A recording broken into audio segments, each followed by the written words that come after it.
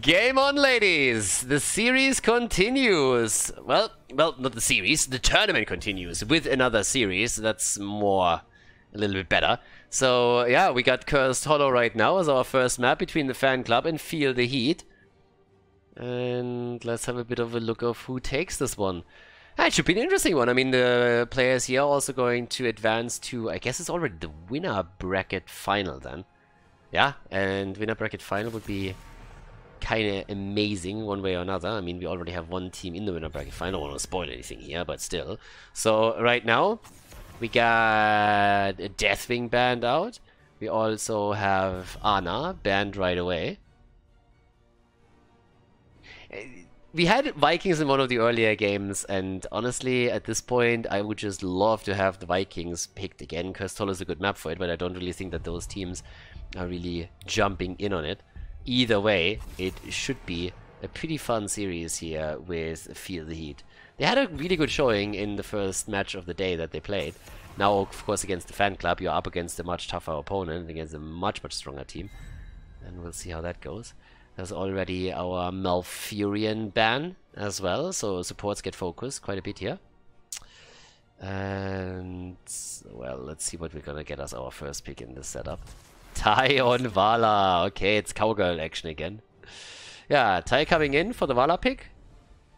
And on the other side, there is still the Zeratul option. I mean, Dino could still go in and, for example, drop Zeratul here, so that's definitely a thing.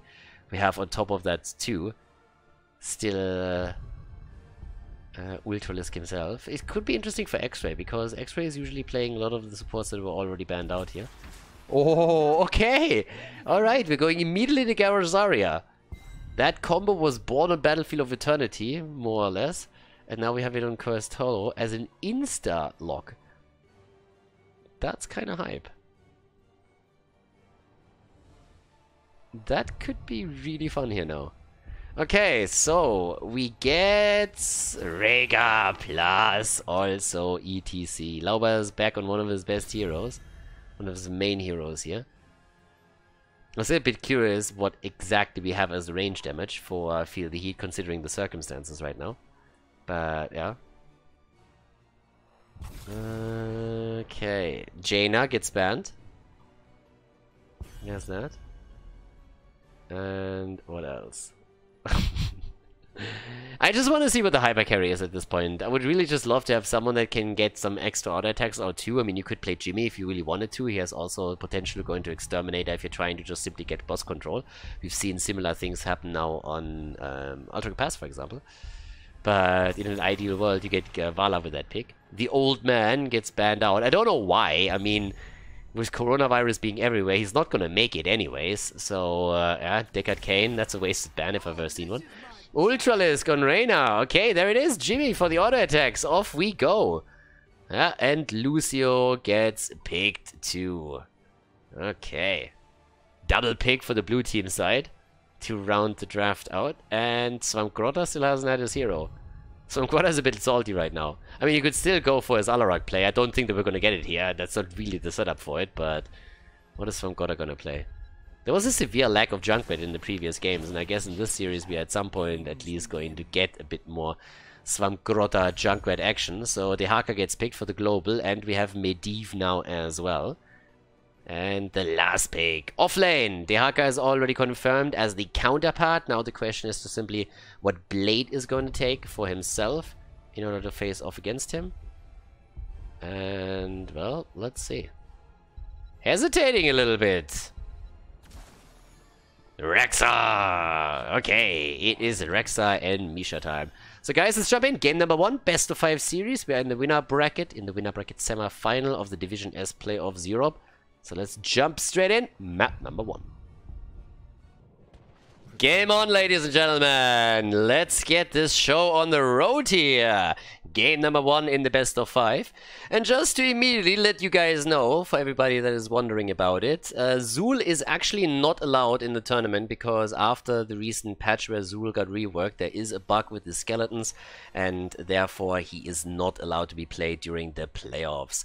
But as we have the game already paused, let's introduce our players first as we're heading into this first map here. On the left side, we have Tai playing Vala for the blue team, so already a bit of auto attack damage. Couldn't get any additional assist like Zarya, but we still have him with some assistance, and that is of course Medivh.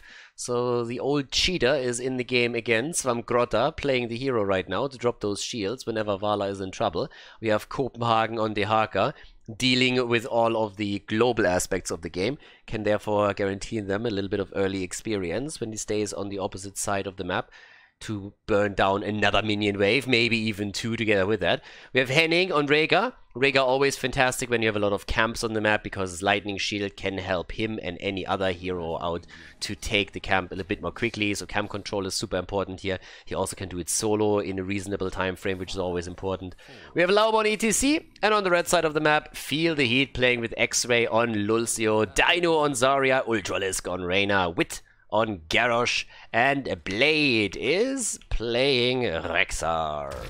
Yeah, level 1 with DeHaka now in the game. We actually are looking at a bit of a race car setup for him, taking position at the bottom of the map with enhanced agility as his level 1 talent right here. And top side, that's where Rexxar is currently doing his thing. So yeah, Rexxar playing this out a bit. Let's see whatever he can pull off in this game.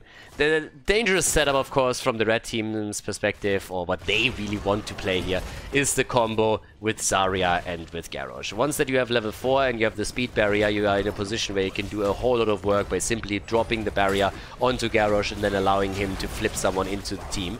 They're already going for Tai here, by the way, and that was nearly a kill. Tai is incredibly low, so very aggressive setup from both teams.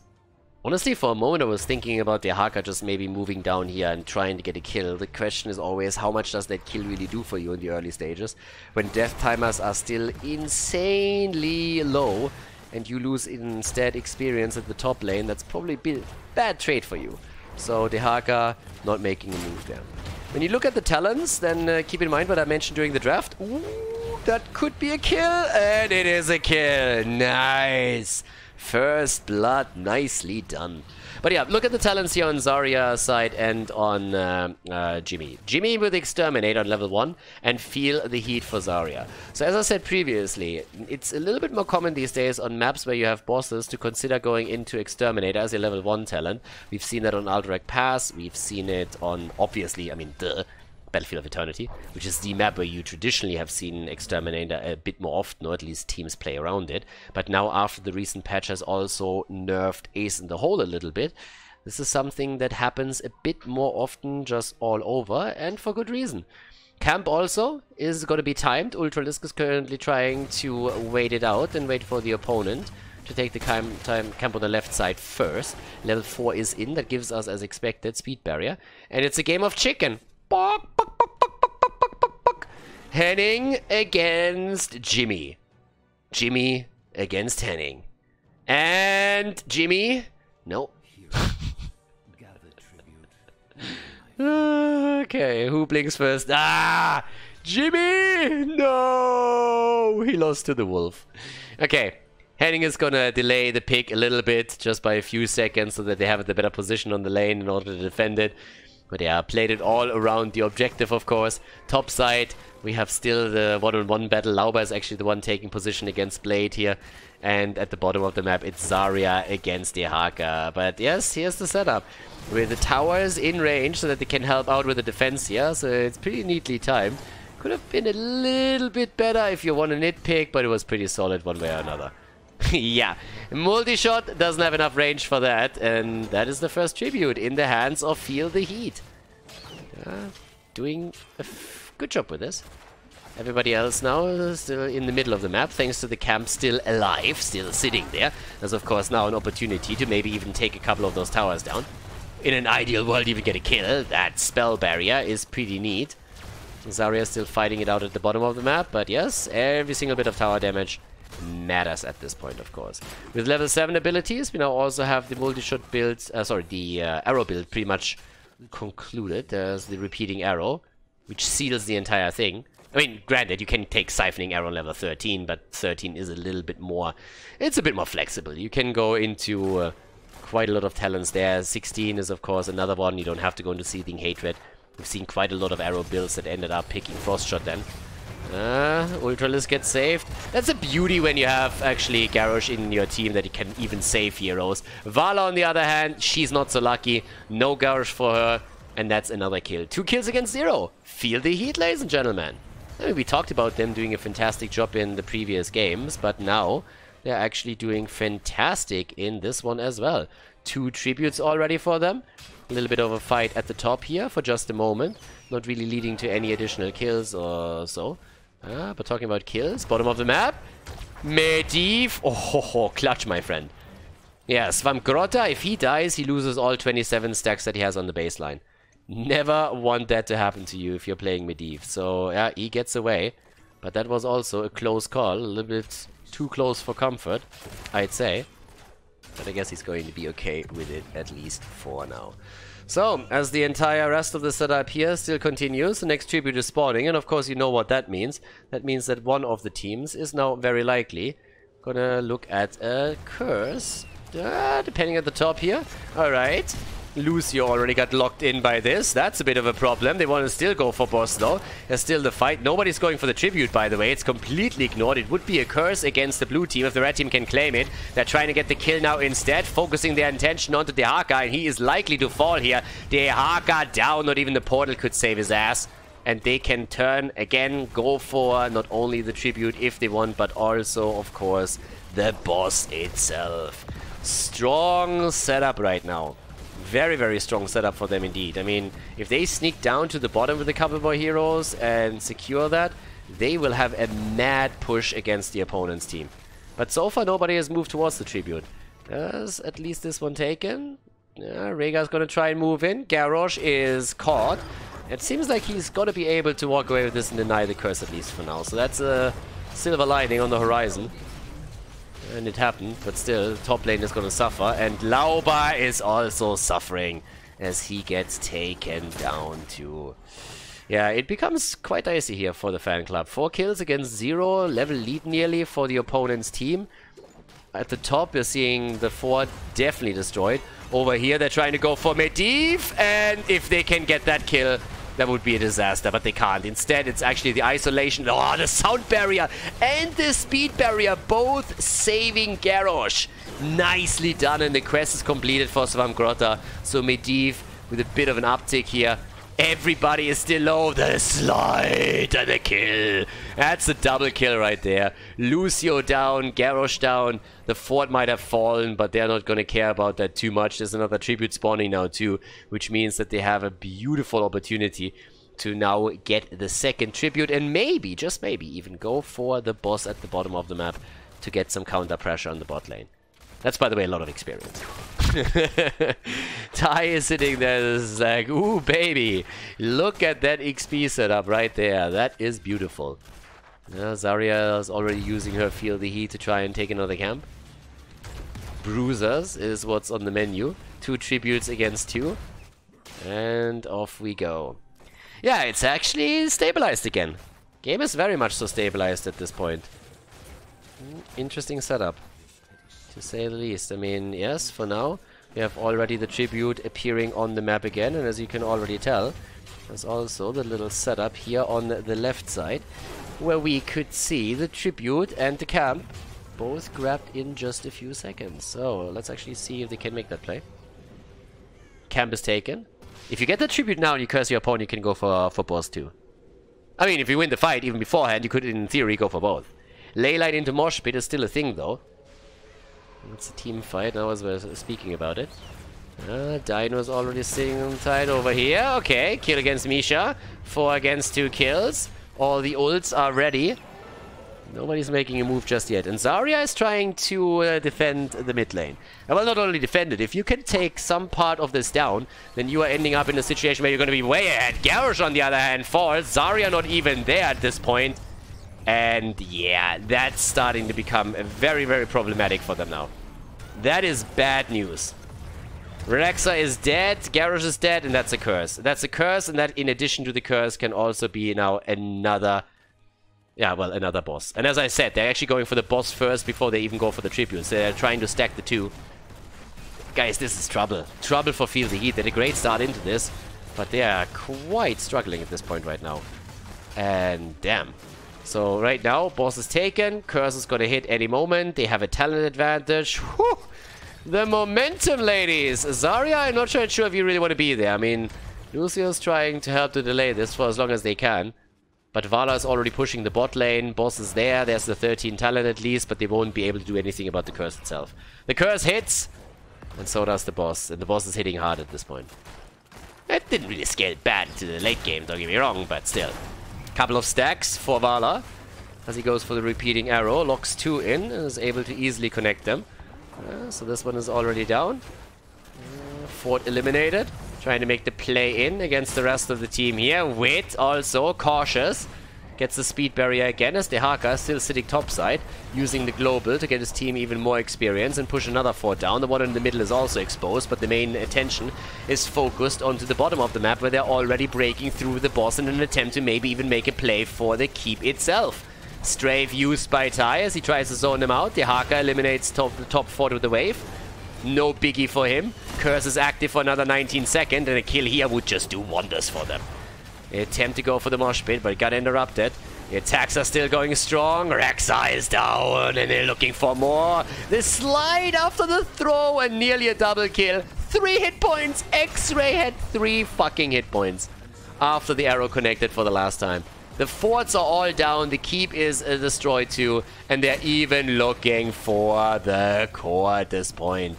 Death timers are incredibly low still, but they're just farming the opponent. Look at this shit. 8 kills against 4, and with the help of the boss, they're going straight in for the core.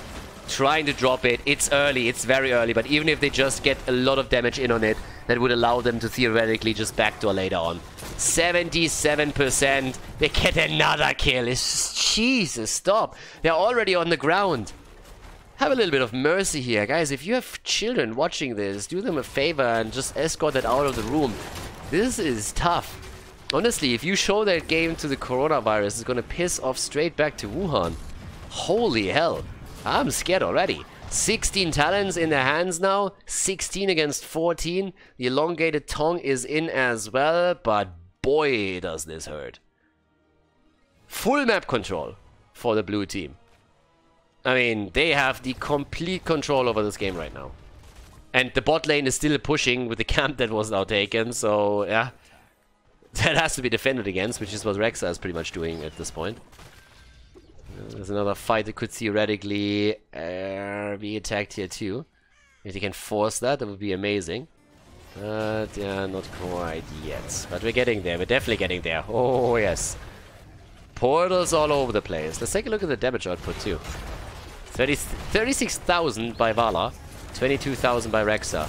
Yeah, that extra damage output that he now has since the last patch, or the latest patch, has actually started to do him some good. Mosh pit gets interrupted again. Nobody wants to see Lauber dancing.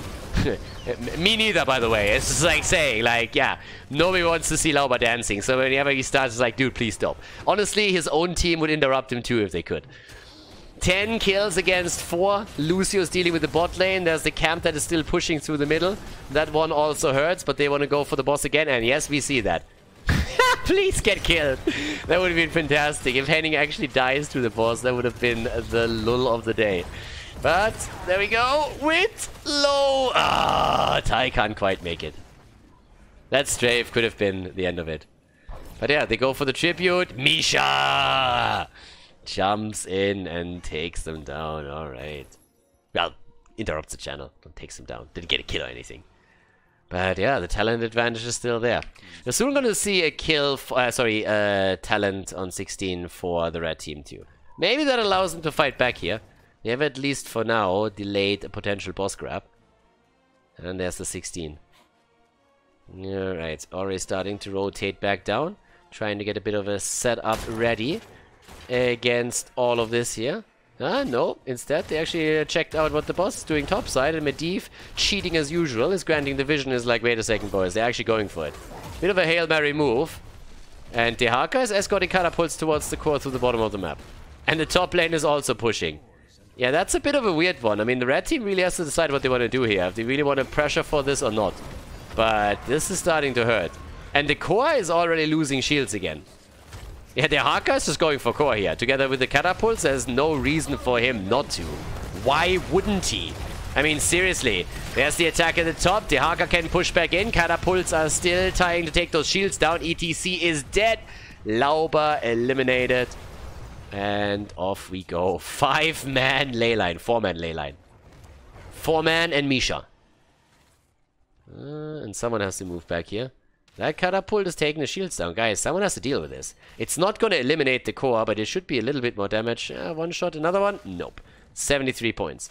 But they're trying to use the boss now to just completely snowball through this. They're snowballing this, or they're attempting at snowballing this heavily right now. If they can make that happen topside, that would be great. Down here, yeah, that's the kill against Zarya. And there's more catapults now on the core. Guys, it's going to fall eventually if this continues. They need to go back. There's another catapult coming in. They don't have the time anymore. 68%. We're only 15 minutes in. Just imagine this at the 20-minute mark. 65%. Yeah, if Rexxar doesn't go back there, then even more trouble. So for now, we actually have this little setup right here against the boss again. As they're trying to take that down. Alrighty. And let's see how deep they can actually go with it. Can they actually get the entire boss? Or will they have to force the fight, to face the fight before that's the case? They're trying to go in. There's the setup. There's the attack. They're already trying to make the play. And yes, not quite. Leyline. Boss is taken. This has to be game. They took the boss. The boss alone, but Rexxar is also dead. The boss alone would have sealed the deal, but Rexxar dying.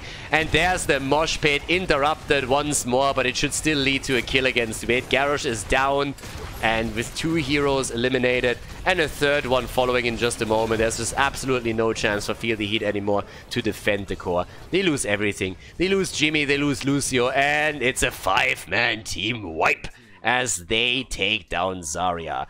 Lauber's fan club goes through Feel the Heat like hot butter through cheese in game number 1, map number 1, Cursed Hollow, as they secure the lead in the best of 5 series here in the semi-final of the winner bracket at the Division S Euro playoffs. Nicely done, well played, and GG.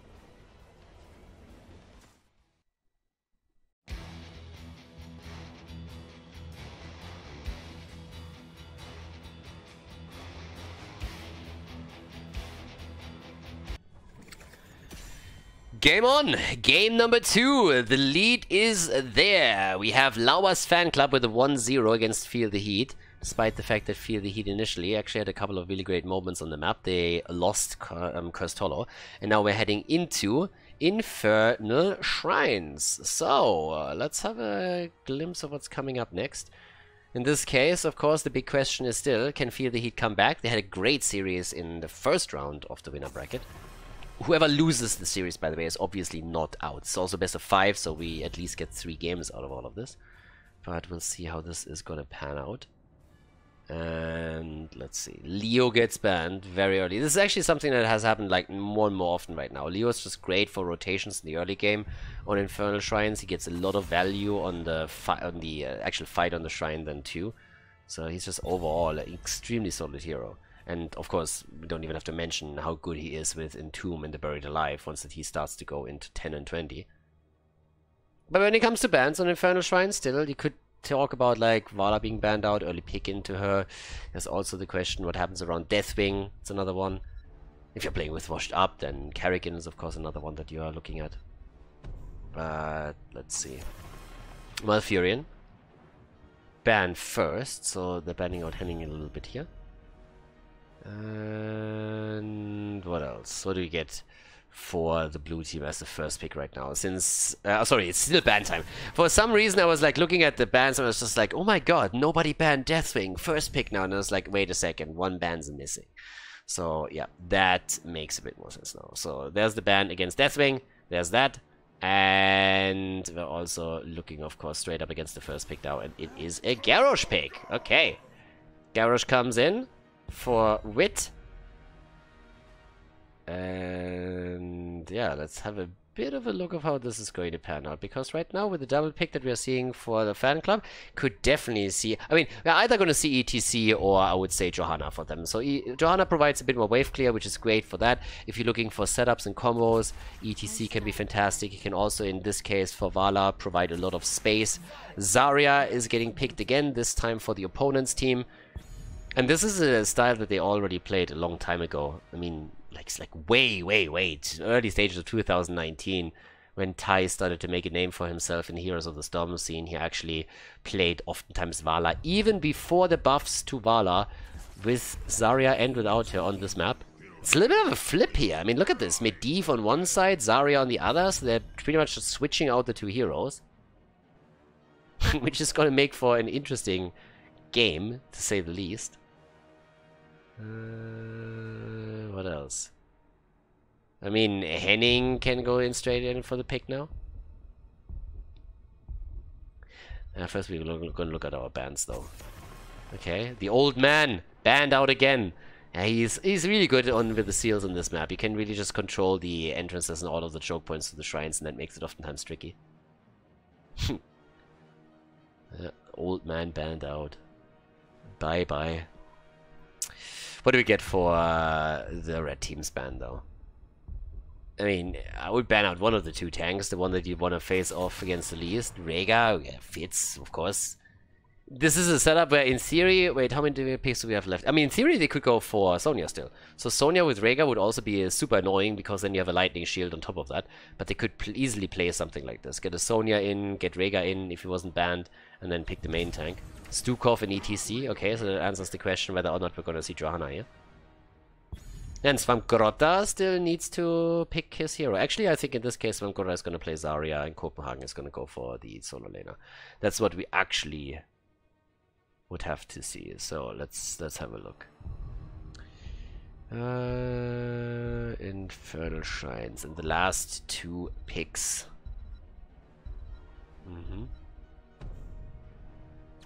ALEXSTRASZA! And they take the Sonya pick. Okay. Shield and Medivh can help out with that.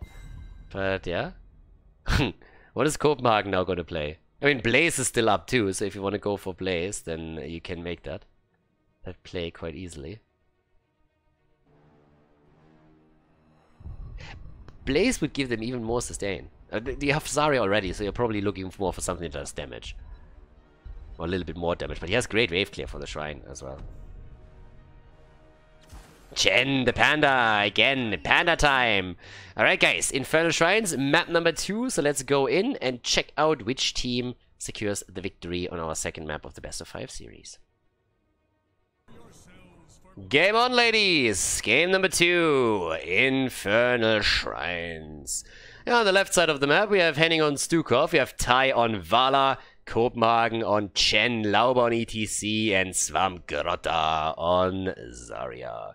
And to the right side of the map, Feel the Heat after losing game number 1. They are now jumping into the second game, trying to equalize the score in the series. Dino on Greymane to make it happen. Wit on GARROSH, X-Ray on ALEXSTRASZA, and Ultralisk on Medivh with Blade on Sonya. It's kind of funny that the Medivh and Zarya picks have just switched now.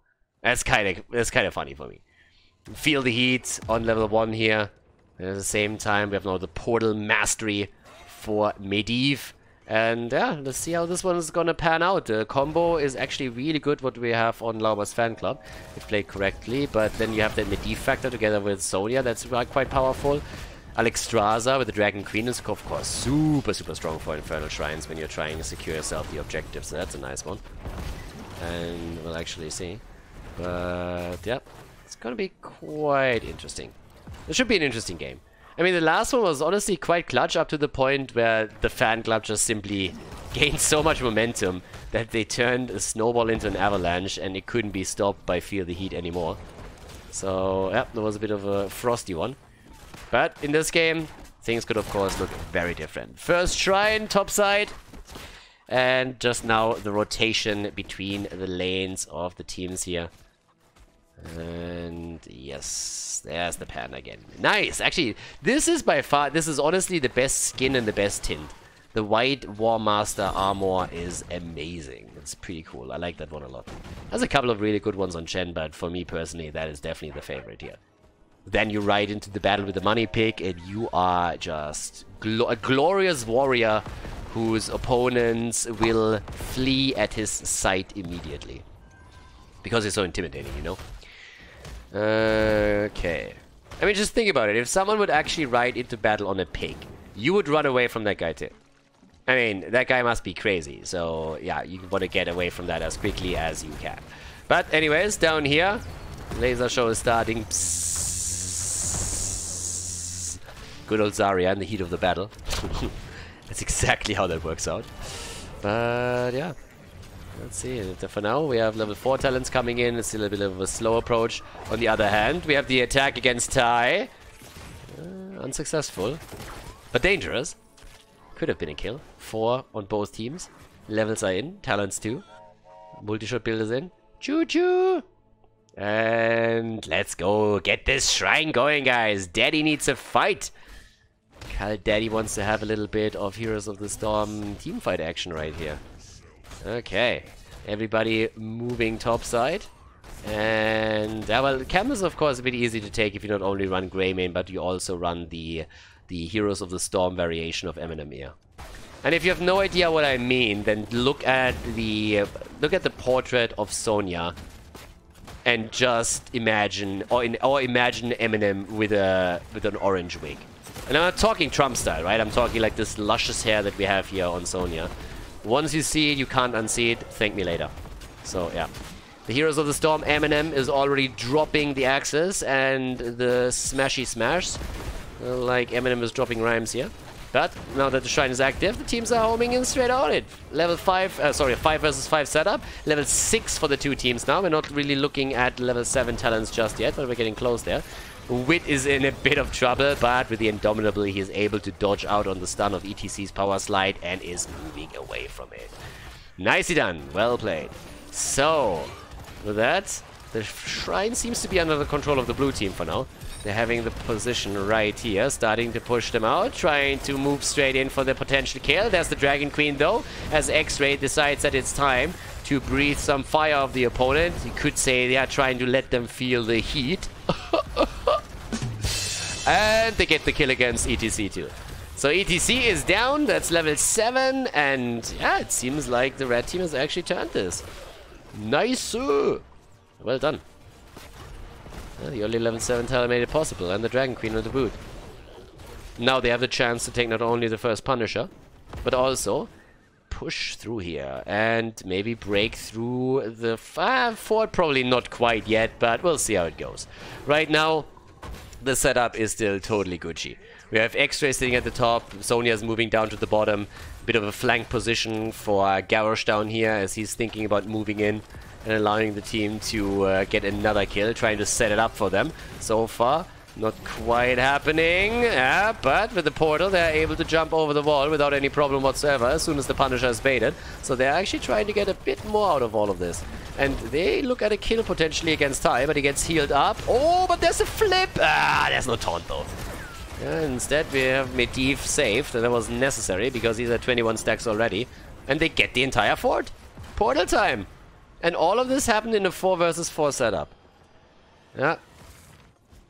Actually, now that I think about it, we've been talking about like the virus and all of this stuff the entire time. Now that I think about it, we should have actually renamed Washed Up into Wash Your Hands.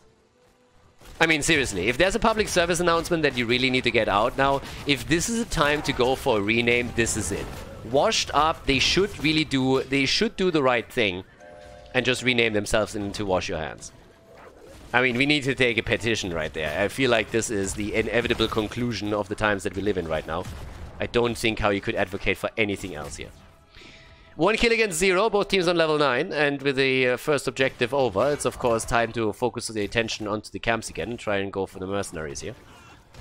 So, yeah, that one at the bot lane could actually be fought over. They're a bit closer to level 10, but still. Is that gonna be the battle right here? Maybe not yet. Up towards the top. That's where Sonya is just like, spin to win. Yeah, no balls Sonya. So yeah, doesn't go for leap. Whoa! Not in this game. Not in this game. Yeah, but yeah, it's obviously the better time to go for Wrath of the Berserker. Not that someone tells me later, Khaldor thinks that leap is better. No, no, no, no, no. But it's the memes, guys. It's the memes. We had an opportunity earlier today to go for Judgment. Ooh. Judgment, leap, and so much more. But in this case, we get a kill. ETC is down. Taunted. Lauber. And they're chasing Henning. Yeah, good luck running away from this one, Stukov. I'm sorry, bro, but this isn't happening. Nope, the Admiral is dead. Stukov is down. And yeah, Dine was even thinking to go for Tai. That is a nice battle between the two of them, seriously. I mean, these are the two best. Ah! Baited! Baited! He baited the wolf. Tai successful. Yeah, two of the best Zeratul players in Europe right now. Probably the two best. So seeing them going up against each other is kind of funny. But yeah, that is pretty awesome. Okay. Lauber's fan club. They got a kill. They finally got one. It was the fourth that took him down. Oh, nicely done. Yeah, 3 kills against 1, but the shrine is activating, and this time it's at the bottom of the map. Chen! Come on, dude. We know what you're going for. It has to be the top keg play. Top keg plays all day, every day. I mean, especially against this lineup. I mean, Tyrell Pine is nice, but still. Alright. Cleansing Flame. ALEXSTRASZA is ready. Stretching a little bit. It's like, boys, Dragon Queen time. Dragon Queen time! And off we go. That's an early lead, actually. The Panda's still sitting topside. Guys, they might have to give this one up. I honestly don't know if they can fight for this anymore. Okay, the Panda is going for the keg. So he should. Top keg players are going to be coming in just in a bit. That's 24... Like, if they pop Dragon Queen, they should be able to claim this one easy peasy. With 28 stacks, if you go for Dragon Queen right now, the Punisher's yours. And there we have it. X-Ray taps the D. And yeah, that's another Punisher for them. Arcane Punisher right there. And also grow up kids. But yep, there we go. They even delay it. They even delay to take a few of the camps at the same time. Damn. Yeah. I mean, if you can make it happen, right? Why not? Why wouldn't you? And they definitely have all that they need for now. So, okay, there's the setup. As they're trying to go for the objective as a ley line. And yeah, no follow-up just now. There's a taunt attempt. Oh, that mosh pit. Lauber, he finally wanted to dance and he thought he found a dance partner. And GARROSH just says like, dude, no. Not really into dancing. I'm the guy that stands at the bar, you know. And then, yeah, just gets a drink. Dancing is not really my thing. Keg play. Top keg. Top keg. Yes. That is top keg right there. Well, ALEXSTRASZA is keeping him alive. Okay, maybe it's bottom keg after all. No kill. Fort goes down. Sonya sitting in the middle, by the way, desperately trying to defend against all the camps that have been taken. Look at this. They're actually blocking each other. The two in the back is like, can you fuckers please move a step forward so we can get some hits into? It's like AI at its best again. But the fort is down, and that's all 3 forts eliminated. They killed everything. And talking about killing shit. Oh, really? Yep. Dino careful. He had Genji syndrome earlier when he was trying to move in. But not this time. Yeah, bottom wall is also destroyed. God, the beating just keeps coming. Swamgrota is still alive though, so there's that. But yeah. Damage everywhere. The panda's just jumping around. But doesn't really get anything done. Yeah, like I don't know, but so far 4 kills against 1 and it's a pretty solid performance of the red team. I mean, what do we learn here? I think the conclusion that we have to draw is that inevitably Medivh seems to be better than Zarya. Plain and simple. That's that. If the red team wins this, then Medivh has a 100% win rate in this series and Zarya has a 0% win rate. So, there's that. Okay, so 24,000 damage, by the way, on Vala. 29,000 damage for Greymane. Okay. Bit of a trap. Oh, Admiral Akbar. It's a trap! And they try to go for wit, but not quite. Dancing with tears in my eyes. Yeah, still no kill though. At least this time Lauber was able to dance a little bit, and GARROSH did him the favor. The both of them apparently got drunk at the bar and decided that they can dance after all. This is always how my nights go too. It's like, at the beginning of the day, I'm the worst dancer in the world, but you should see me after 5-6 beers. I am amazing. That's at least what I think. Don't ask other people though. Judgment might differ. So, topside. Copenhagen against Blades, still sitting tight here. The 16 talent gives, of course, another power spike over to the red team. And they can just play this down, slowly but steadily. With 16 talents advantage, the camps are there on the map. The FanClub, for the FanClub, this is just a really annoying game. You know, it's like they lost the early game, so now it's just, it's pretty much just like this problem that goes from one stage to the next. One talent disadvantaged after another talent disadvantaged, time and time again. So they just have to play it slower until they hit level 16 talents and can actually fight for something here. And then it's a different story. But then they have to go on the offensive and really try and get some kills in, win an objective. And yeah, that happens once they have level 16. So for now, we have also the quest on Medivh nearly completed. He needs one additional hit and then he's done. 39 for now, so that's fine. Manticore on level 16 for Vala now. Okay.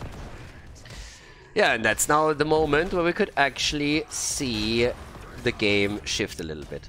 If there's ever going to be a moment in this game where the game is shifting momentum, then it's now. This is really the best opportunity for the FanClub. Unless Feel the Heat brain farts later, this is the moment where they will pretty much decide whether the FanClub still has an opportunity to win this game or if Feel the Heat just walks away with it completely. Okay, so off we go. There we have already the whole thing activated. They're starting to jump in with even more aggression. Yeah, there's a slide and it's dance time. Yeah, but these mosh pits don't do anything for them. Lauber gets smashed into the ground. Sonya smash. Comes in and they go for Henning. That's a double kill. That's pretty much lights out here. I mean, at this point, they're losing just hero after hero after hero. Yes, they haven't lost the keep yet, but let's be honest here for just a second. That would be the comeback of the century if the FanClub is actually able to win this after all. Sonya is now active on the shrine. She's going to get the objective. They're already prepping the mid lane, which means they could theoretically even take down the keep, considering that 3 heroes are down. But this is looking very, very bad for them. I mean, it's nearly an impossibility. Okay, there's the ley line, there's a flip, there's a stun, and that's a kill. Staggered death against Zarya. She is down too. 19 versus 17. Frozen Punisher comes in. 45,000 damage for Greymane. And, well, Lauber comes in, gets taunted as well, and is most likely going to die again. Maybe not. Trying to get away here. Yeah, there's another quick hit. Okay, now we have the Dragon Queen out already. Didn't have to use it during the last fight. And they're just taking the core apart now. The Punisher, you can bait him a little bit up to the top, but then again, you expose yourself at the core. So there's already the portal set up so they can dodge around it as much as they want. And yeah, I don't know, that's game. That's a tie in the series, ladies. Feel the Heat putting the first point for themselves onto the scoreboard with a victory on Infernal Shrines. Nicely done. Now let's head straight into game number 3.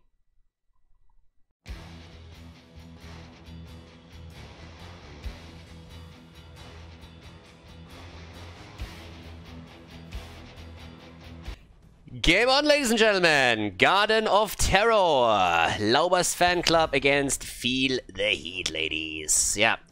Tomb of the Garden Curse is our map once again. And, well, let's have a look at this. Garden of Terror is so far looking Gucci. We had a game earlier, which was kind of fun. I mean, it's a big map, right? So you can play around that a little bit. But it's going to be interesting for sure to see how this is going to work out right now. Because the series is tight. We're heading into game number 3. And we're going to see one team pull ahead in the best of 5, taking the lead.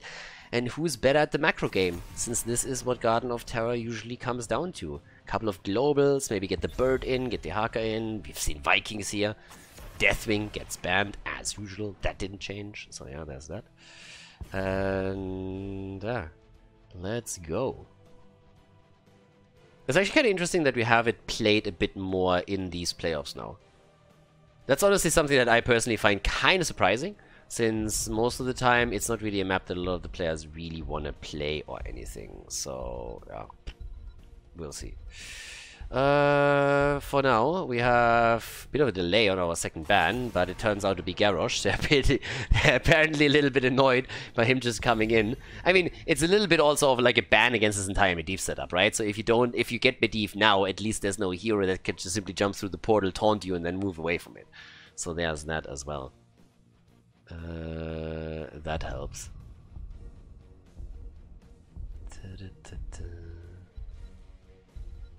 Okay. Yeah, ETC gets banned. Yeah, more of a tank focus. Okay. Especially since on this map you can of course play around stage dive too. So that's another aspect of it. Alrighty, so what else are we getting now?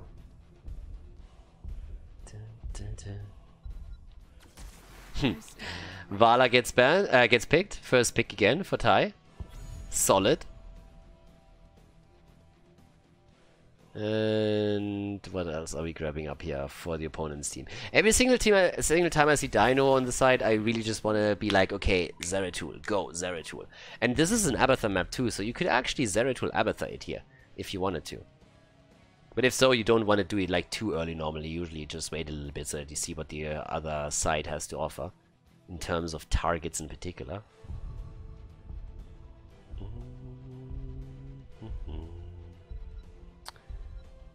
Okay. Malfurion gets eliminated, and so does Tyrael. Okay. Well, eliminated. Picked. Okay. Let's see. Malf is definitely solid for Henning. That's also going to allow them the lockdown again. Tyrael, we've seen that prioritized so heavily in some of the previous series. I mean, washed up pretty much locks in Tyrael every single time they get the chance. There's the Panda ban. And what else? Is Zeratul going to be banned out against Dino just to be on the safe side? I would love Vikings or Abathur. I would like, this is the biggest map. I would love some kind of real, you know, like big macro play where you can just like play around the opponent a little bit. But everybody is more focused onto the team fights there. There's also a shit ton of camps on this map, of course. There's a lot of camps here. So Rhaegar pick would have been possible too if Malf or Anna would have been banned, which we oftentimes see. Get the lightning shield out to get those camps a bit quicker. Could also be the arrow build for Vala again, just to get those camps quickly. I mean, both possible for sure. And next picks for the red team. Jaina, yes, there it is. Vikings again. We see the Vikings again. That's what we actually need to get here. Awesome. That is fantastic. That's actually really great. Alrighty. It is Viking time.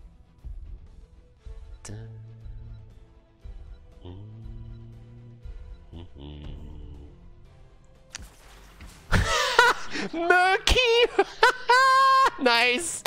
Guys, let's go! We have Murky in. That is awesome. Murky and the Vikings. This is gonna be fun. Yeah, okay, there we go. Macro aspect. Now we have our macro. Off we go. That one's funny. And Dino, what is he gonna take? Yeah, Zarya again. Alright, let's go, ladies. Merc is in, Guard of Terror. Map number 3 in the playoffs here in the best of 5s. Let's jump straight into our third map. Game number 3. Let's go. Arrow build, as suspected, from Ty on Vala. Lots of camps on the map. And yeah, I don't know what to say, but we have Murky. We wanted macro and we're getting macro. The Vikings on the other side. And let's jump in. Lauber on Tyrael, Henning on Malfurion, Swamgrotta on the Merc Master. We have also Rexa, played by Copenhagen. And on the right side of the map, X-Ray on Anna. We got Dino on Zarya, Ultralisk on Jaina, Blade on Johanna, and Wit on the Lost Vikings. Awesome! Yeah, bit of Vikings action, and in addition to that, we also have, of course, the good old Murky setup with level 1, a fishy deal. Very fishy deal right there. Alrighty, so that's gonna be a fun one. I mean, doesn't matter how this game ends, but this is definitely gonna be quite entertaining. We already know that. If we know nothing else, we know that for sure.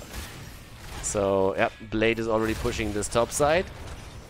And Murky is down at the bottom of the map, dealing with mostly Vikings so far. But the 4-man, that's of course the bigger deal. So, what are we talking about here? If you're why is Zarya in this game, for example? If you're playing with the Vikings, one of the big reasons to play that is because they can soak, of course, all the lanes. They won't be able to really just move out and take these waves down, but with the help of the towers, they can sit here, they can soak the experience.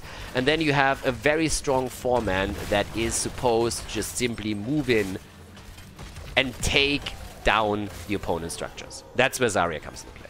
So you have the Zarya setup with the shields, you have a really strong 4-man that can easily burn down a minion wave and then just push through and take these structures down. And that is exactly what they're currently doing at this point. So, yep, here they come, starting to push through, trying to make the play for the wall, and then of course pushing through the fort itself. In the meantime, Murky is sitting bot side against Wit, who's currently using 2 of his Vikings to sit tight there. But yeah, outside of that, there's a kill against Ana, as the blue team is starting to get super aggressive in the early game, and they're actually able to get that kill.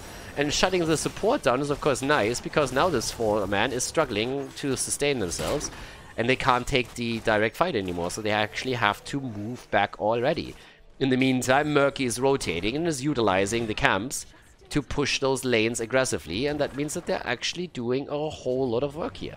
So it's a pretty solid setup for them, in the sense that they are now able to get some counter pressure going. They already relieved a lot of the pressure top lane by taking Ana down. Eternal Retaliation is in for JOHANNA for the cooldown reduction. But yeah, this is a solid setup already, with Strongota stealing even now camps away. Yeah, the Vikings are going to be heavily pressured by Murky in this case. This is gonna become tricky with all the camps on the map and a heavy focus now from the FanClub of getting these camps. It's starting to become a little bit tricky for Feel the Heat to really execute that composition properly and deal with it. I mean, just look at the Vikings. Murky's pushing the bot lane, and at the same time as we see this, there's already Siege Giants over here stopping the minion waves, taking those down, so that's big. Blade gets body blocked by the fish. And as the frog is trying to slap them away, we have the seed about to be gathered in just a moment. But the bot lane gets still pressured, and as you can see, the wall is pretty much done. Murky is chasing them along. The seed has been taken by the FanClub, and they're looking extremely good here. Yeah, that continuous pressure through camps definitely is working for them. Up at the top, a little bit of a different story there. So that's where the minion wave has just started pushing into the fort. But there is definitely a huge difference in how much damage is being done to the structures at this point. So, yep, here we go. Already in the middle, having Lauber and his boys starting to rotate with the early level 7 talent that they just picked up for themselves, which gives us the repeated arrow for Vala. Nearly running into this, but instead of going for the Vala kill, they are only taking down Rexa.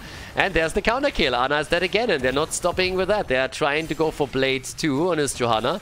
Has switched into the main tank position for this game, since Wit is the one playing the Vikings, and usually he's playing the main tank for them.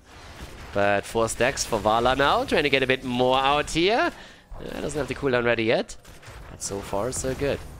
And Murky takes out one of the Vikings, and would love to have a bit more here. Wit needs to be careful. He's losing a little bit too much ground here. The next seed is already spawning topside now. But yeah, structures are looking decent for the FanClub. Small advantages, of course. Still early in the game. Very small advantages that we're talking about here, but they're there. And he has now 12 stacks also on his level 4. Went straight into the slime time. Can slime the Vikings pretty easily at this point. Black Lagoon, and gets a little bit more slime in. Yep, here we go. That's another kill against Eric. So, the Viking nightmare. Vikings terrified of Murky. That's what we see right now. Murky everywhere. I die, I murk, I murk, I die, I murk again. Yeah, and he's murking more. That's 12, 14 stacks. Yes, and that's another kill. Murky is crushing the Vikings. The Vikings just can't hold a candle to him. Now he's even backdooring this a little bit, pushing them back in. Alright, there's the pufferfish. Topside camp is getting contested by the two teams as they're both aiming for it, but that's level 10 for the blue team. The FanClub is definitely going to grab this one. And they might even get a kill. Strafe comes in. That's a kill against Jaina, and Blade is also going to die.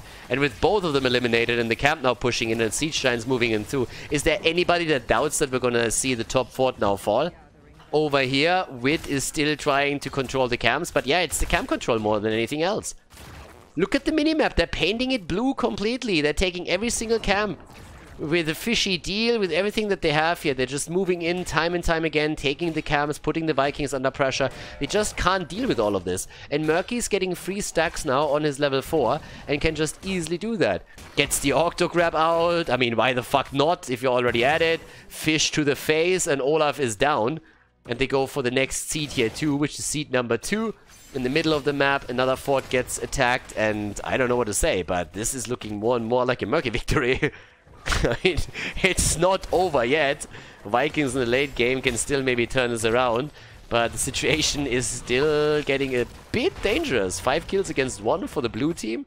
All of the forts taken out. Yes, I know this one is technically not down yet. It matters, it matters. There's not gonna be any catapults yet, but it's up for grabs. So yeah, there's that. Alright, so for now, they're just chasing Misha. If we can't kill anything else, let's just try and take Misha down. And there it is, the completed quest for Murky.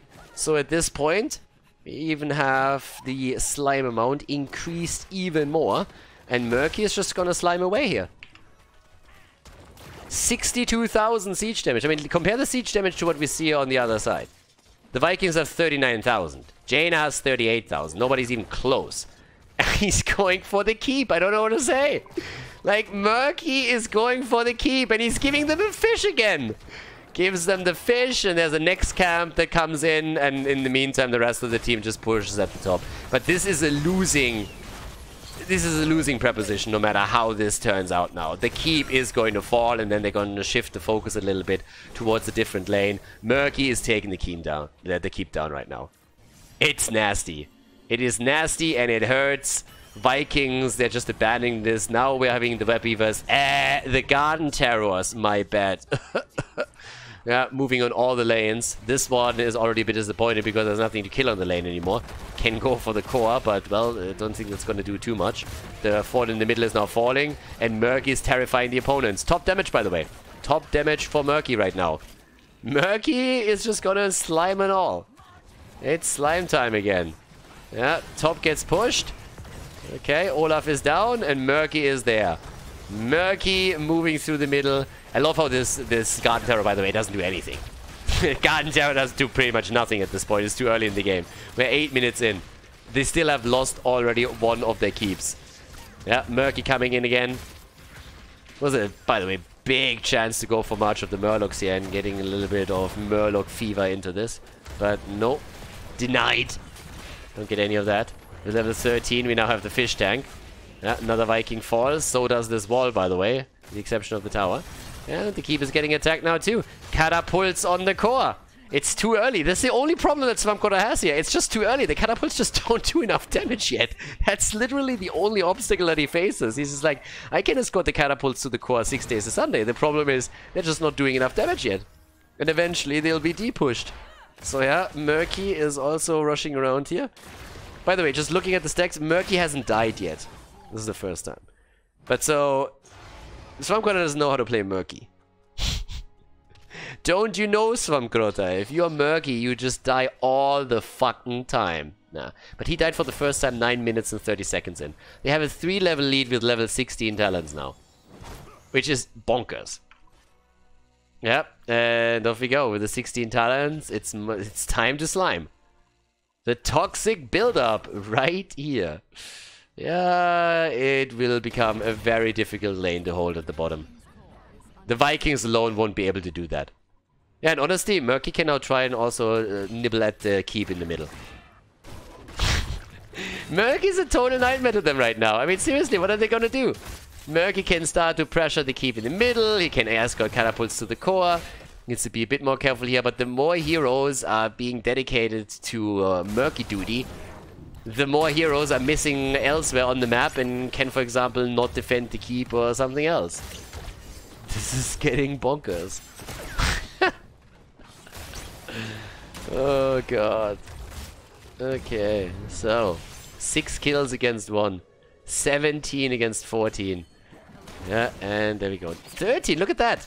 Hunker burning Olaf, yeah, trying to get a bit more damage in against the Murky pushes through the bottom of the map.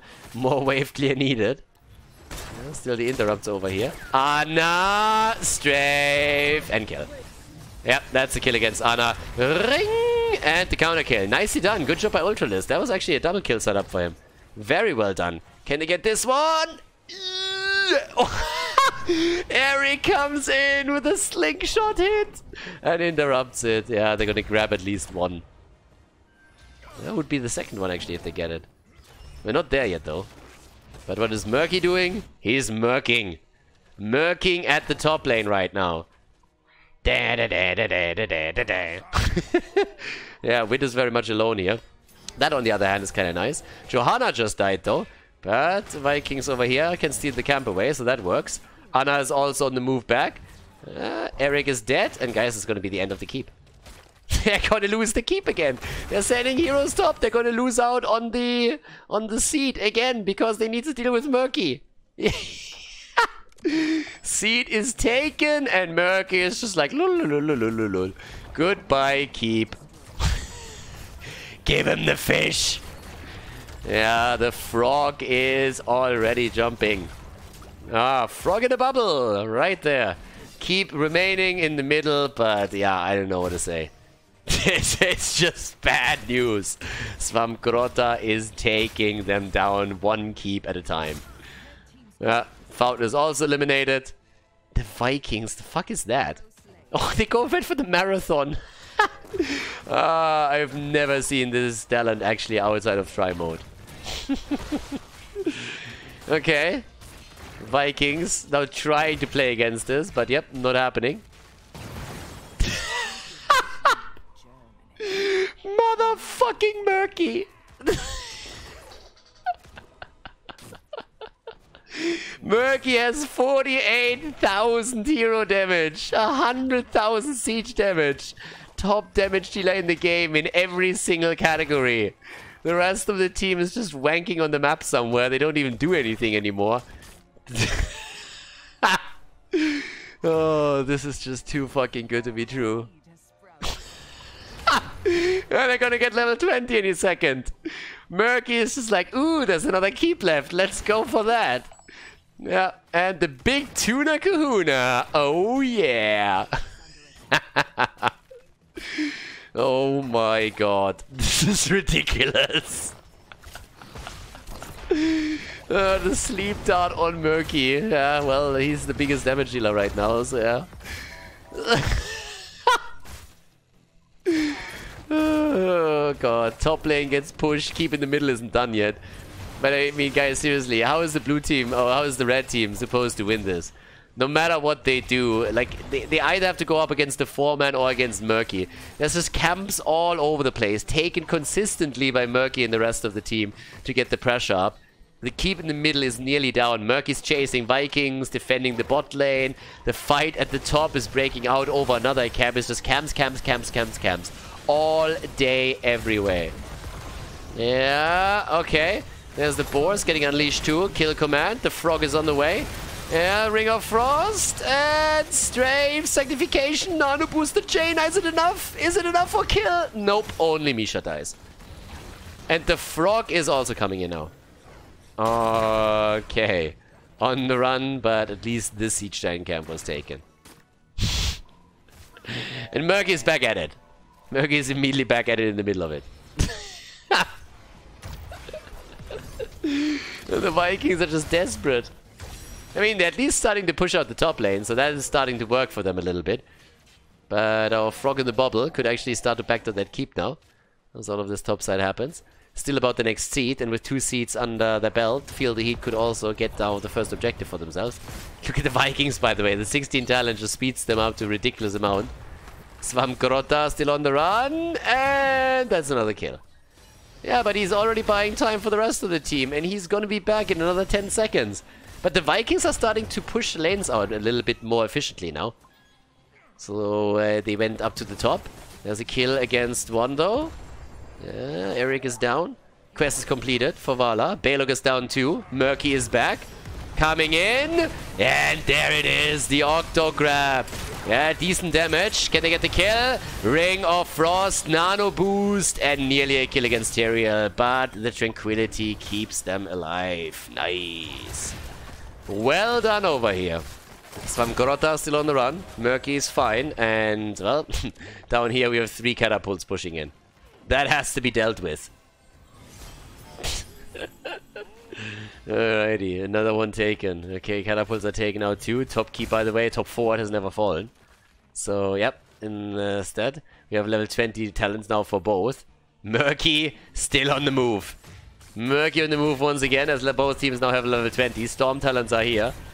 It's seriously, it's like one of the most macro-oriented games that I've seen in a long time, because both of the teams are pretty much not doing anything else but go for camps. Camps, camps, camps, camps, camps. All day, every day. And there's, again, 2 camps pushing through the middle with continuous catapults being spawned here.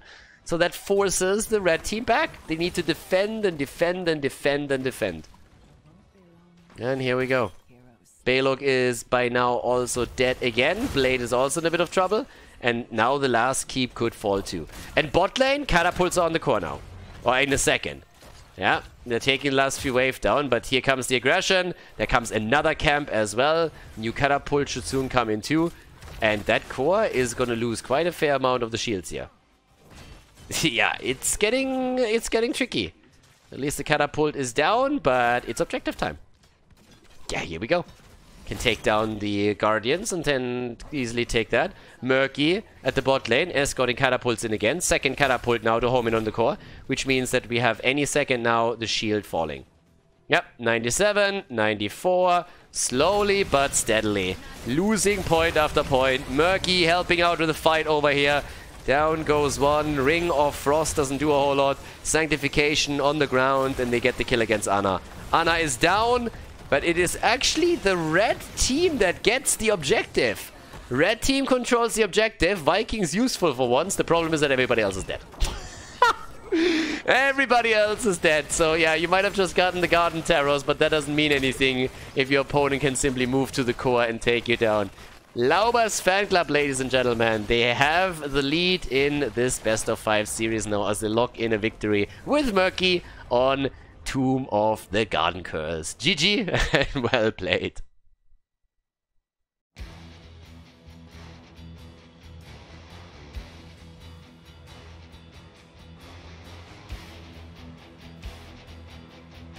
Alrighty, game number 4, ladies and gentlemen. The fan club successful with a frog on the last map.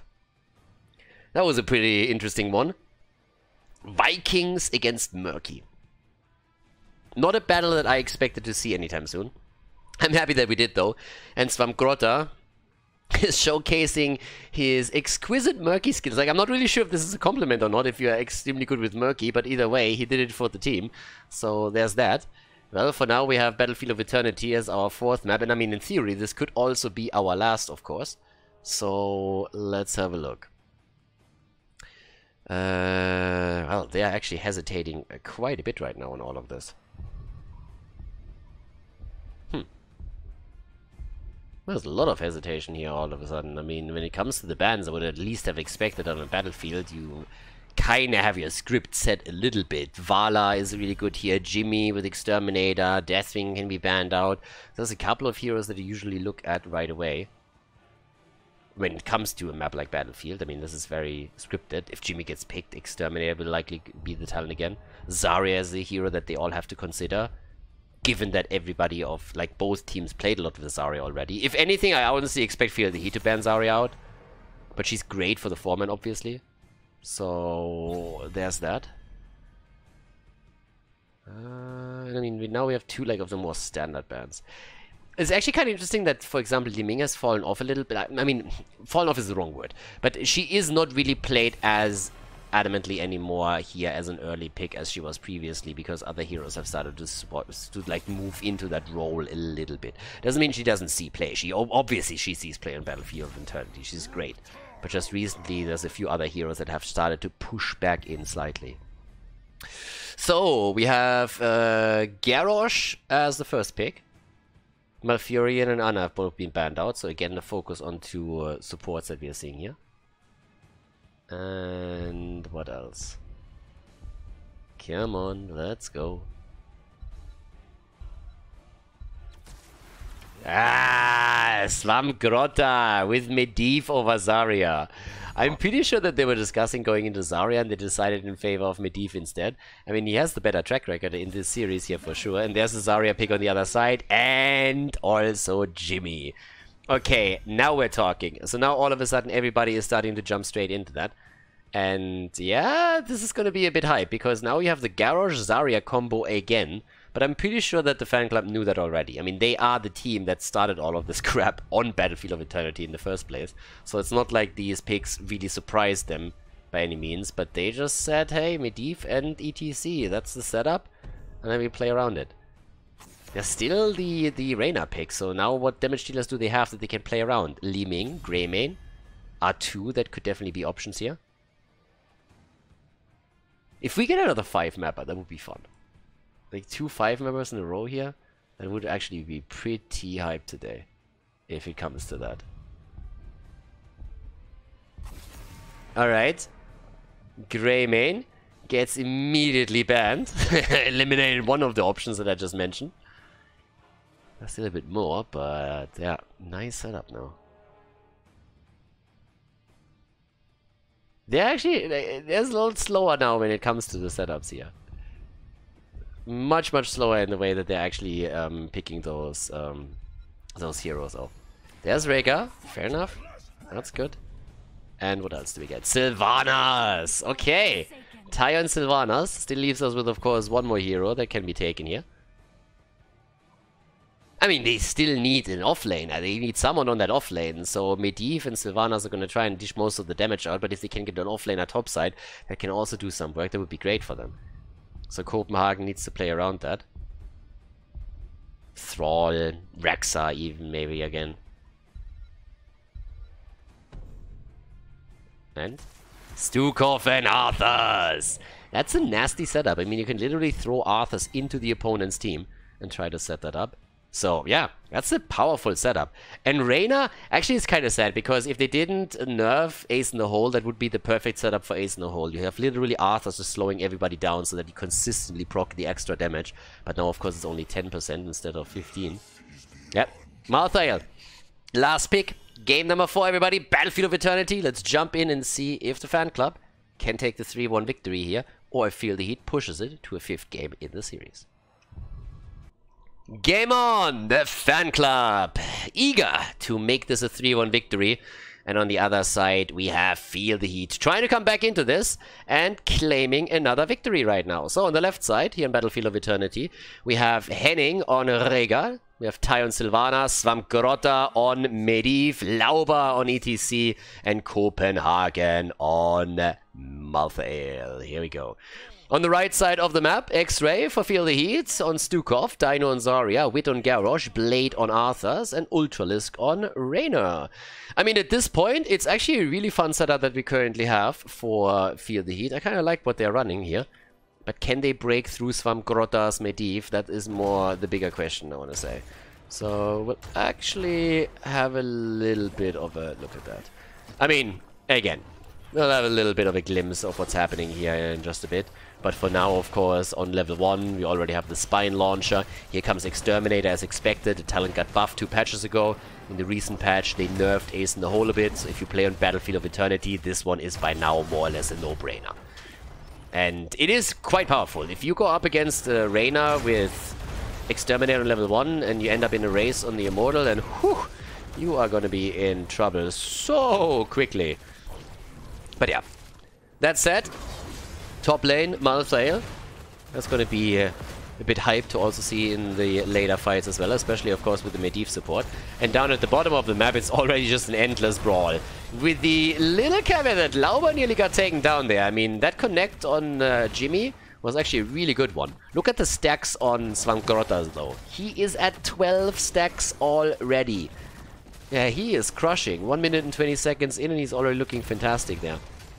Fly like an eagle. Yeah, flying around, cheating as usual. I can never get over the level 20 talent on Medivh. That they actually named it Medivh Cheats. I mean, like, seriously. As if we didn't know. Have you seen the hero? We didn't need the heads up. We knew that he's cheating. He's doing nothing else. But in this case, he actually dies. That's a reset. Nicely done. Feel the heat. Takes down Medivh, and they take down his stacks. Well played.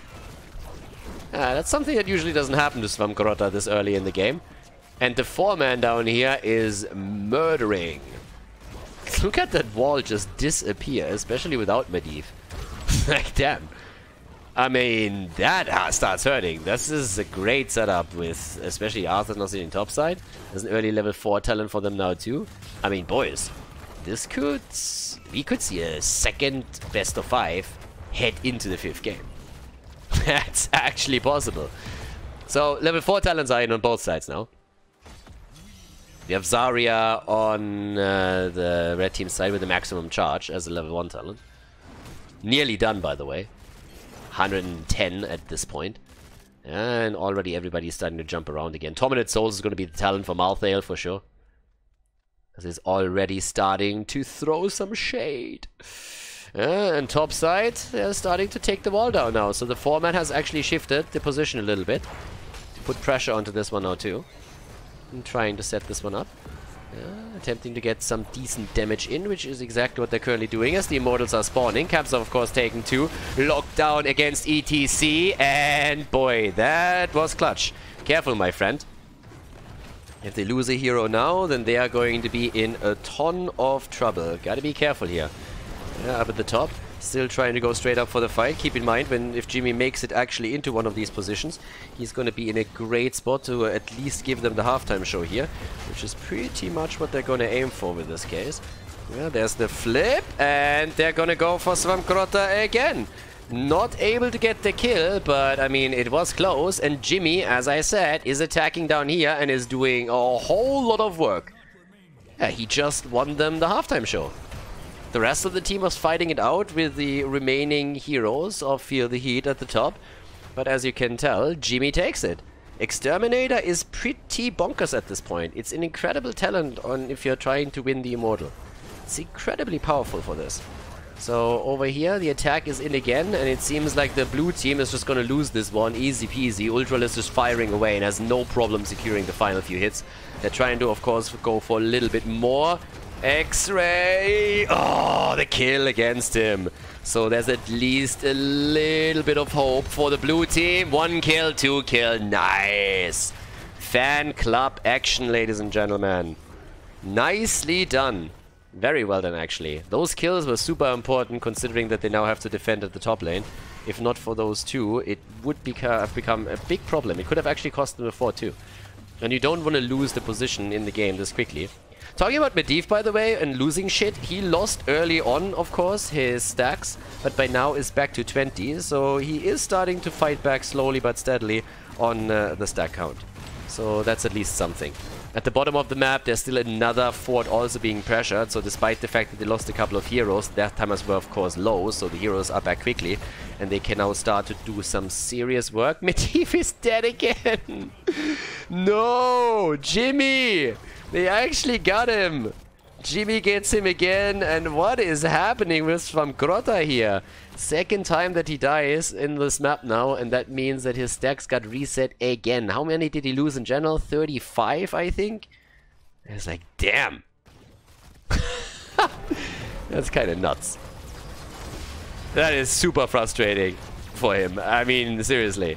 So now that we have at the bottom of the map even more push power, thanks to the red team attempting to go for the fort, They're getting serious damage onto those structures, but everybody else is back, and Malthael has even rotated in from the top, so they're trying to go for the 5 versus 4, and they get the kill! Yes, and that's not the only one. They're going to go for Wit.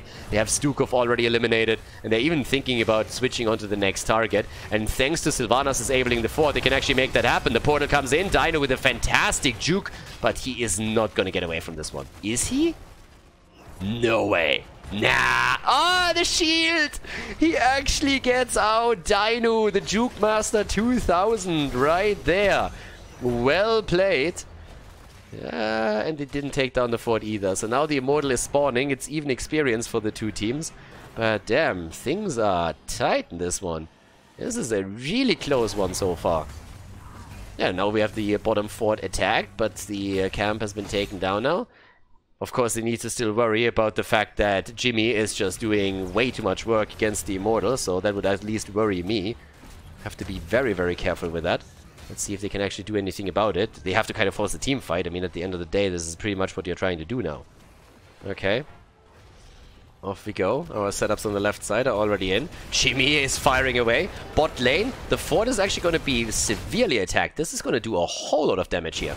So this is a wave that they didn't catch earlier. There's still a camp at the top that has to be taken care of eventually. But right now, the blue team has at least at the bottom of the map good argument going for themselves to take a slight lead here. So far, so good. And level 10 is soon in. They're soon going to have level 10 for this, which is going to be pretty awesome. I mean, again, Storm Talent advantage, Heroic advantage is going to be great if you want to lock down the objective. So far, it's only the blue team that has lost a little bit, but here's the level 10 abilities right now. Could play around the ley line. There's already the move into the back line. 17, 18 stacks again for Svamgrotta. They get the kill against GARROSH. The mosh pit just barely hitting a hero, but it's not enough damage. Was already too far out. Top fort nearly falling. They're still trying to play around that. Bottom fort, by the way, has not fallen to the minion wave that we've seen previously. And now level 10 abilities are nearly there for both teams. Leyline prevents the worst. Could have set up Leyline with a mosh pit earlier, but they didn't. Decided against it, and now both teams have their level 10 abilities. Despite the fact that the blue team is getting more kills in, they are starting to fall behind on the objective again, and they have already taken a backseat when it comes to structure damage on the map.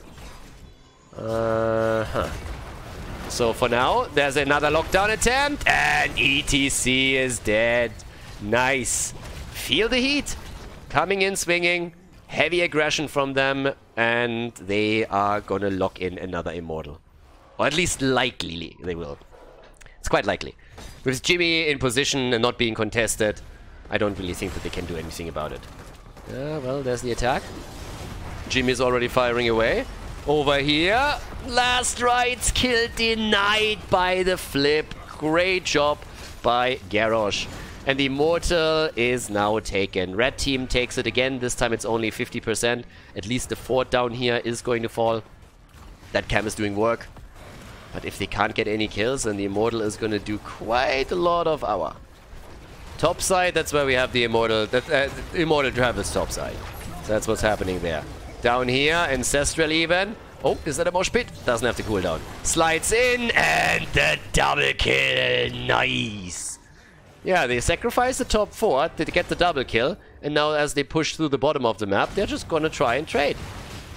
Top fort is of course going to fall. Can't prevent that from happening. But as long as two heroes are dead, they have a good chance of getting some damage done at the bottom of the map. And they send Sylvanas topside to ensure that the keep is not falling there. So that's actually not too bad. That's a pretty sweet move. Pretty smart one indeed. Ensuring that they can set this up. And down here, there's the next few attacks already incoming. Last Rites is ready. If he gets a Last Rite stack, then he would have the 10-second cooldown reduction already secured. Not there just yet, though. But Sylvanas, as you can see at the top, is defending against the Immortal quite successfully. 7 kills against 3. Keep Medivh in mind, he's at 34 stacks now. He died twice, but he has now a realistic chance of completing the quest. Also giving you guys a bit of an idea of the damage output that we've seen so far. Sylvanas on 32,000. Jimmy on 24. And Sylvanas is now coming back down to the fight. Yeah, they can't really fight for this. But there it is. Zarya coming in with the ult. The isolating blade actually. Mosh pit in the back line gets interrupted. Oh, the ley line. The ley line, and they can't get the kill against Blade. Oh my god. That's like the second last rights that just didn't do enough for them. A little bit too early. If you would have saved it for longer, you could have gotten another cooldown reduction. Quest completed for Medivh. Stukov down, Zarya down, Arthur's down. This is a 5-man wipe in the making, ladies and gentlemen. Yeah, you can throw them in and out as much as you want. That doesn't really matter anymore. Ultralisk is going to fall here. They're going for Wit. Everybody dead. 5-man team wipe. But Jimmy comes in and at least takes down Medivh. Not that it matters, because again, Medivh had his quest completed, so that's not a problem. They get a bit of damage against the keep, but there's nothing that really can push with them, so they're actually falling back for now. 12 kills against 4. They're just so much better in team fights. The objective pressure is fantastic for Feel the Heat, but the problem is that Feel the Heat, with the initial immortals that they got, weren't able to gain more momentum.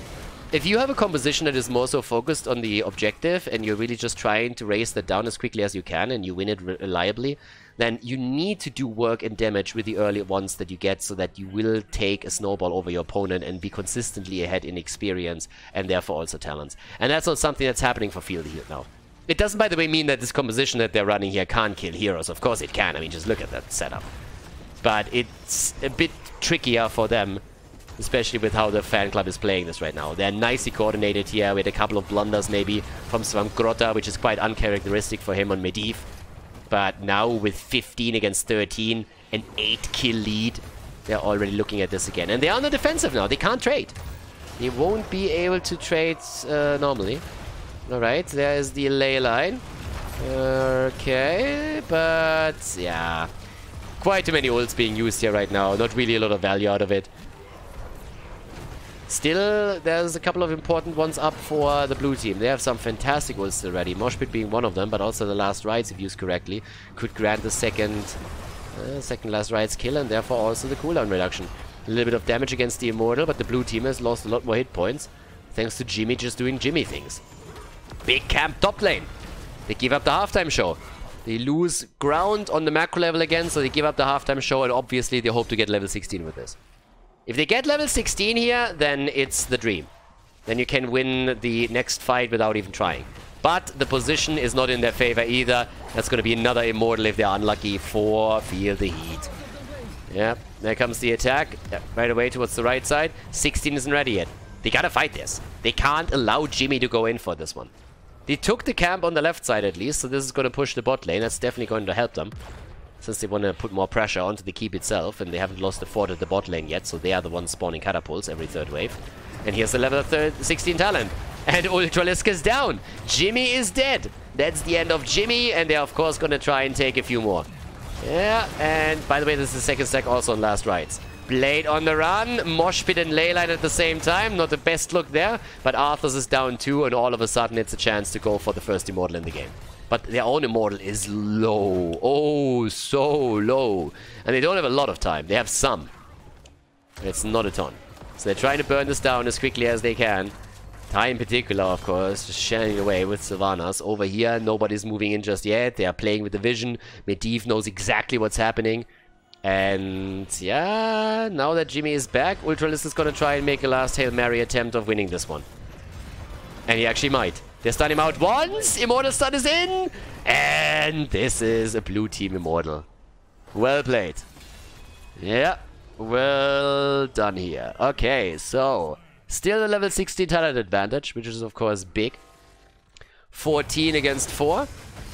And they move through the top lane. Okay.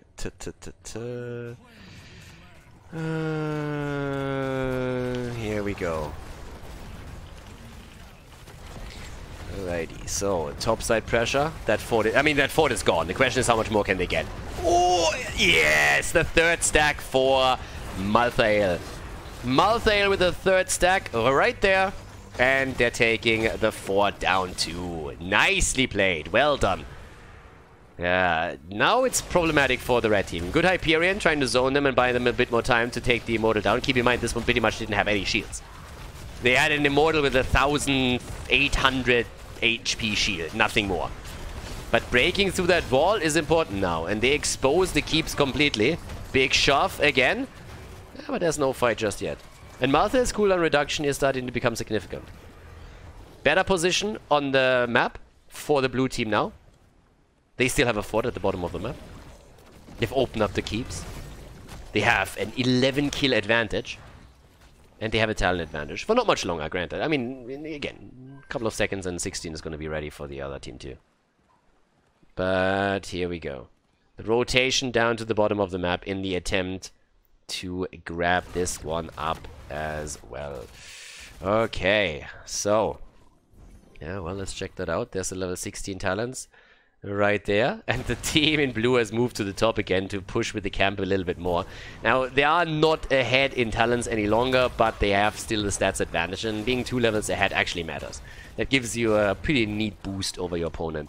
Damage output, to give you guys more of an idea of what's happening thus far. We have 51,000 damage from Sylvanas, 71,000 siege damage from Malthael, who's obviously sitting on the top lane, or sat on the top lane for a long time.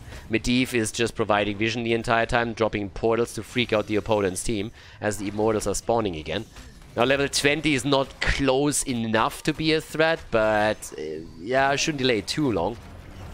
Uh-oh, wait, okay. Wait with the Indomitable. Malthael is ready for the ult and actually used it already. Bam, there's the kill.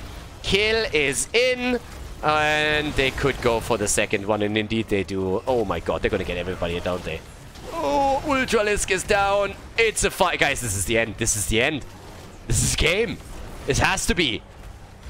Oh, yeah, he's gonna get that kill for sure. And the rest of the team is already going through the keep at the bottom. 5-man wipe. No problem whatsoever. Their FanClub moving in for victory. Little bit slow on the keep though. But 10 seconds are still left until GARROSH is back and they go for the core. They got the damage output. The catapults are now moving in through.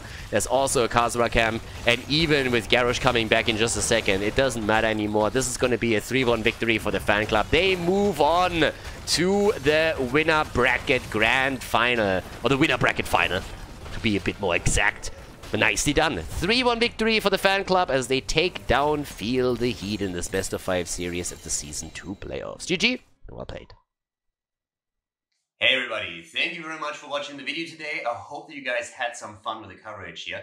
If you want to support me and my work, you can do so now for absolutely free, thanks to a continued partnership with Raid throughout the entire month of March. And I would really appreciate if you could just take a couple of minutes, jump down in the YouTube description, check the link out, download the game and play through the 20-second tutorial that ends with the dragon fight. And if you do that, you support me directly, it would help me a lot, and I would really appreciate if you could take a few minutes to do that and support the channel here. Either way, I hope that you guys had a good day today, and see you guys soon on the channel here with more esports coverage on Khaldor TV.